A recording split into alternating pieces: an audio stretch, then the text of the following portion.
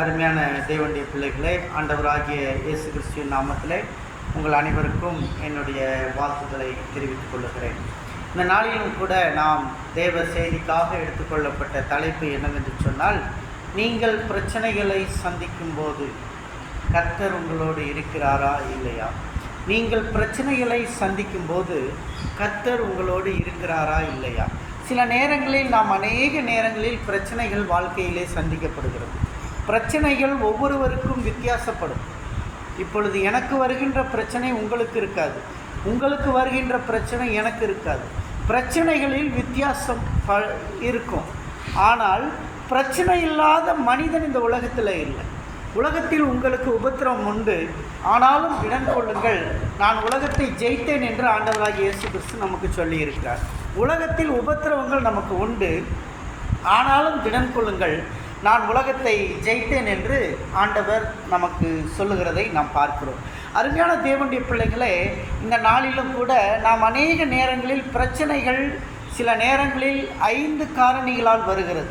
இந்த 5 காரணிகள் நம்முடைய விசுவாச குடும்பங்களிலே வருகிறதை நாம் பார்க்கிறோம். அதன் பிறகு நான் குடும்பத்திலே வாலிபர்களுக்கும் அல்லது குடும்பத்தில் உள்ளவர்களுக்கும் எவ்விதமான பிரச்சனைகள் இருக்கும் என்பதை நான் உங்களிடத்தில் பேசலாம் என்று இருக்கிறேன்.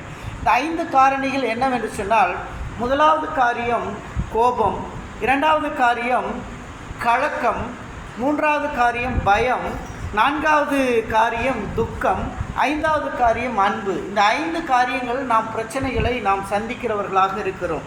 ஆகவே இதிலிருந்து வேத வசனத்தின் அடிப்படையிலே நமக்கு என்னத்தை போதிக்கிறது என்பதை நாம் பார்ப்போம். முதல் காரியம் கோபத்தை குறித்து நான் இந்த நாளிலே பேசலாம் என்று சொல்லியிருக்கிறேன். கோபம் கொடூரனை கொல்லும். கோபம் மனிதனுடைய வாழ்க்கையை அழித்துவிடும். கோபம் உறவுகளை முறித்துவிடும். கோபம் ஒரு ஐக்கியத்தை உடைக்கும். கோபம் மனக்கசப்பை ஏற்படுத்தும். கோபம் கொலை வரை கொண்டு செல்லும். இதெல்லாம் நாம் நிறைய நேரங்களில் நாம் பார்த்திருக்கிறோம். எபேசியர் 4ஆம் அதிகாரம் 26வது வசனத்தை யாராவது ஒருவர் வாசியுங்கள். எபேசியர் 4ஆம் அதிகாரம் 26வது வசனத்தை யாராவது ஒருவர் வாசியுங்கள். நீங்கள் கோபம் கொண்டாலும் பாவம் செய்யாதிருங்கள். சூரியன் அஸ்தமிக்கிறதுக்கு முன்னாக உங்கள் எரிச்சல் தனிய கடவுது. அருமையான தேவனுடைய பிள்ளைகளே, நிறைய பேருக்கு கோபம் வரும். கோபம் எல்லாருக்கும் வரும். சிறு குழந்தைக்கு கூட வரும், அல்லது பெண்களுக்கு வரும், ஆண்களுக்கு வரும், முதியவருக்கு வரும், எல்லாருக்கும் கோபம் வரும்.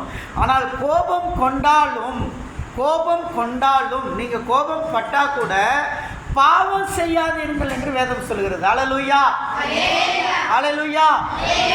கோபம் கொண்டாலும் பாவம் செய்யாதீர்கள் என்று வேதம் சொல்கிறது. கோபம் நியாயமானது.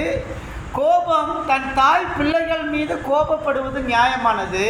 ஆனால் தாய் பாவத்தை செய்யும் பொழுதுதான் அது பாவமாக மாறுகிறது. ஒரு கொலைகாரன் பார்க்கிறான், அவனுக்கு கோபம் வருகிறது. கோபம் வருவது தப்பல்ல. கோபத்துக்கு பிறகு கத்தி எடுத்துகிட்டு போய் வெட்டுறது அந்த கோபத்தினுடைய விளைவுகள் நம்ம பார்க்குறோம். ஒரு பிரியாணி கடையில் கோபத்துக்கு ஒரு குரூப் தன்னுடைய தங்கச்சியை காதலிக்கிறான் ஒருவன் என்று சொல்லும் பொழுது அவனை கண்டிக்கிறார்கள். அவனை கண்டித்து அவன் கேட்கவில்லை. அவன் கூட்டிக் கொண்டு ஒடியாந்து தர்மபுரியில் ஒரு வீடை எடுத்து அங்கே தங்குகிறான். அவனை பார்த்து அண்ணன் 2 பேரும் பார்த்து கொண்டே இருக்கிறார்கள். பார்த்தவர்கள் 2 பேரும் அவன் இந்த கடையில் வேலை செய்கிறான் என்று தெரிந்தவுடனே அவர்கள் கத்தியை எடுத்து கொண்டு வந்து காருக்குள்ளே தன்னுடைய பைக்குக்குள்ளே மறைத்து வைத்து எடுத்துக்கொண்டு வருகிறார்கள். அந்த நேரம் அவன் ஒரு வேலையாளாய் செய்து கொண்டு இருக்கிறான். அந்த உள்ளே இருக்கக்கூடிய அந்த ஹோட்டலில் பெண்கள் எல்லாம் சாப்பிட்டுட்டு இருக்காங்க. அவங்க சாப்பிட்டுட்டு வெளியே போகிற வரைக்கும் அவங்க வெயிட் பண்ணுறாங்க.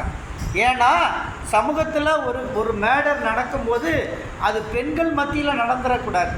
பெண்கள் இருக்கும்போது நடந்துட்டால் அதுக்கு தண்டனை அதிகமாக இருக்கும். அதெல்லாம் தெரிந்தவன் என்ன செய்தான் என்று சொன்னால், அவங்களெல்லாம் வெளியே வர வரைக்கும் வெயிட் பண்ணிவிட்டு கடைசியில் என்ன செஞ்சான், அவனை போய் அவனுக்கு அந்த நேரம் பார்த்து அவன்கிட்ட ஃபோனை டைவர்ட் பண்ணுங்க, அவனுடைய கவனத்தை மாற்றுங்கன்னு சொல்லி அவனுடைய வேற ஒரு நண்பன் மூலமாக அவனுக்கு ஃபோனை பேசி அந்த ஃபோனிலே அவனை பேச வைத்து கொண்டே சுற்றி அவனுடைய வயிற்றிலே குத்தி அவனை மண்டையை பிளந்து வெட்டி விடுகிறதை நாம் பார்க்கிறோம்.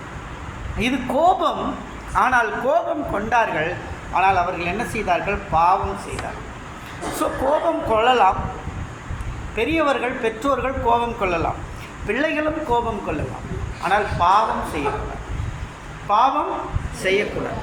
கோபம் வந்துவிட்டது, நான் அவனை அடித்து விட்டேன், கோபம் வந்துவிட்டது, நான் இந்த கண்ணாடியை உடைத்து விட்டேன், கோபம் வந்துவிட்டது, இந்த பொருளை தூக்கி எறிந்து விட்டேன், கோபம் வந்துவிட்டது, நான் அதனுடைய செயல்களிலே கொடூரத்தை நான் பிரவேசித்து விட்டேன் என்று சொல்லுவது என்பதுதான் பாவத்தை குறிப்பிடுகிறது. ஆகவே தேவனுடைய பிள்ளைகளே, நம்முடைய முக்கிய பிரச்சனைகளுக்கு அநேக நேரங்களில் காரணம் நம்முடைய கோபம். கோபத்திலிருந்து நாம் மீண்டு வராவிட்டால் இந்த கோபம் நம்முடைய குடும்பங்களை பிரித்துவிடும், நம்முடைய குடும்ப உறவுகளை பிரித்துவிடும், நமக்கு இருக்கும் நண்பர்களை பிரித்துவிடும். நம்முடைய கோபம் எல்லாவற்றையும் பிரித்து நம்மை தனிமரமாய் ஆக்கிவிடும் என்பதை மறந்துவிட வேண்டாம். வேத வசனம் அதைத்தான் சொல்கிறது. நீங்கள் கோபம் கொண்டாலும் பாவம் செய்யாதிருங்கள், சூரியன் அஸ்தமிப்பதற்கு முன்பாக உங்களுடைய எரிச்சல் தனிய கடவுது என்று சொல்லியிருக்கிறார். இது குடும்பத்தில் அடிக்கடி பிரச்சனைகள் உண்டு. கோபம் வரும் கணவன் மனைவிக்குள்ள.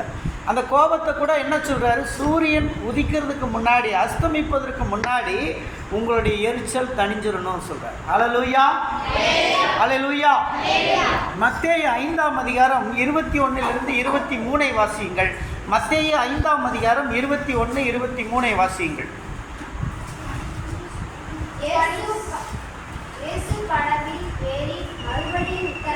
மத்தேயு 5:21-23.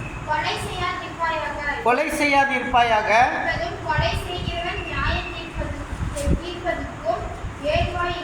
கொலை செய்கிறவன் நியாய தீர்ப்புக்கு ஏதுவாய் இருப்பான். இதை நல்லா நம்ம தெரிந்து கொள்ள வேண்டும். கொலை என்பது ஒரு கொடூரமான பாவம். அந்த கொலை செய்கிறவன் நியாய தீர்ப்புக்கு ஏதுவாய் இருப்பான். காயின் ஆபேலை கொன்றான், அவனுக்குள்ளே எரிச்சல் வந்தது, கோபம் வந்தது.